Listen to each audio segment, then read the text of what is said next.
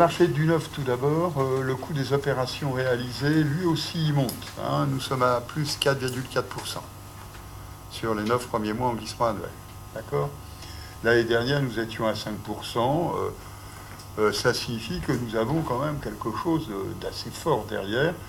Ce qui fait, d'ailleurs, quand on compare, troisième trimestre 2016, troisième trimestre 2017, on voit bien que le coût relatif, donc exprimé en années de revenus, le coût de l'opération exprimé en années de revenus des ménages, eh bien, nous sommes aujourd'hui à 5 années, nous étions l'année dernière à 4,9 années.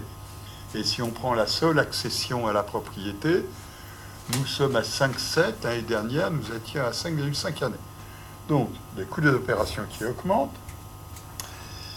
des revenus des ménages qui réalisent ces opérations, qui ne progressent pas fortement, même mollement, 0,6% sur les 9 premiers mois en glissement annuel. Et donc, ça signifie que, de toute façon, nous sommes bien ici sur l'expression de ce marché où la solvabilité de la demande va être lourdement affectée par l'augmentation des coûts des opérations. Alors maintenant, il est clair que le seul élément qui est le seul ballon d'oxygène un peu fragile qui demeure, c'est l'augmentation de l'apport personnel. Plus 3,4%, d'ailleurs, quand on regarde, cela permet maintenant au taux d'apport personnel de s'élever. Jusqu'à présent, le trimestre dernier, nous disions, nous avons une augmentation de l'apport personnel, mais l'augmentation n'était pas encore suffisante pour permettre au taux d'apport personnel de s'élever. Aujourd'hui, le taux d'apport personnel s'élève. Eh bien, regardons un peu l'indicateur du coût relatif des opérations. 5 années de revenus, en moyenne, jamais nous n'avons vu un coût relatif aussi élevé. L'année dernière, donc à la même époque, nous étions à 4 années 86, d'accord ? Et en 2007, nous étions à 4 années 48. Le coût relatif tel qu'on le voit ici constitue une inquiétude que nous avons déjà exprimée, que nous réaffirmons au fil des mois. Et d'ailleurs, quand on regarde, on s'aperçoit qu'après l'embellie de l'année 2016, l'embellie de l'année 2016, ça a été la revalorisation du prêt à taux zéro. Nous avons une dégradation des clientèles qui sont les clientèles les plus modestes, qui font quand même une part importante du marché. Par exemple, si on prend les moins de 35 ans, le poids relatif des moins de 35 ans était à 50,1% en 2016. Il est à 49,2% aujourd'hui. Quel que soit l'indicateur que l'on prenne, nous voyons bien que les clientèles, la structure des clientèles est en train de se modifier.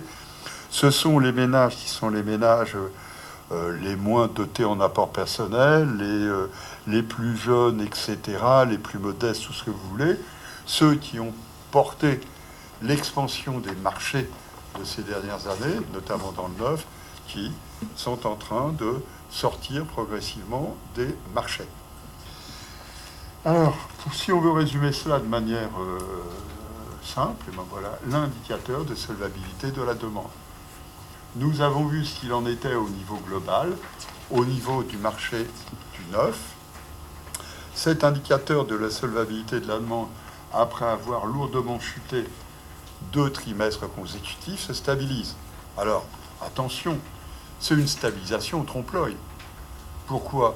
Parce que si vous faites sortir progressivement les ménages qui sont les ménages aux revenus les plus faibles et au taux d'apport personnel les plus bas, eh bien, mécaniquement, l'indicateur de solvabilité, il va résister.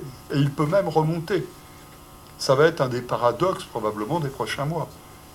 On pourra avoir une amélioration de la solvabilité mesurée au travers de cet indicateur et pour autant une dégradation de l'activité du marché correspondant.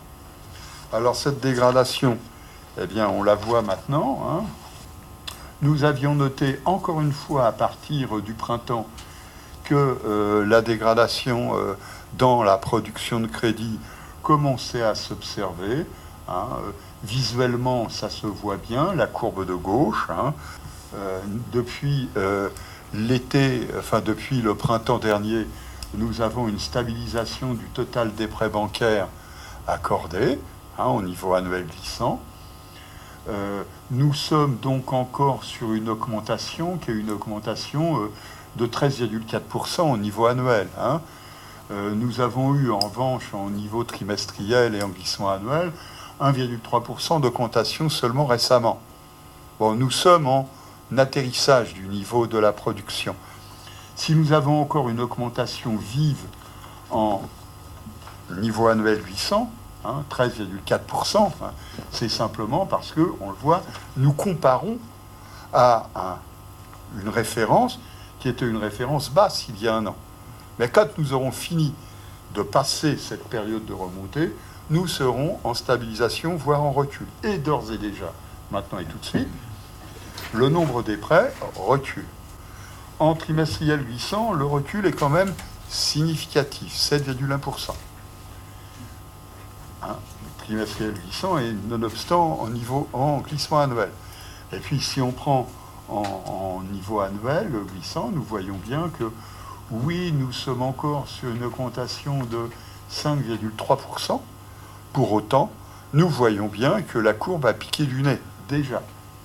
Cela signifie que rapidement, nous allons passer sur... Alors maintenant, vous avez dit, oui, les mises en chantier pourtant, oui, vous aurez raison, les mises en chantier.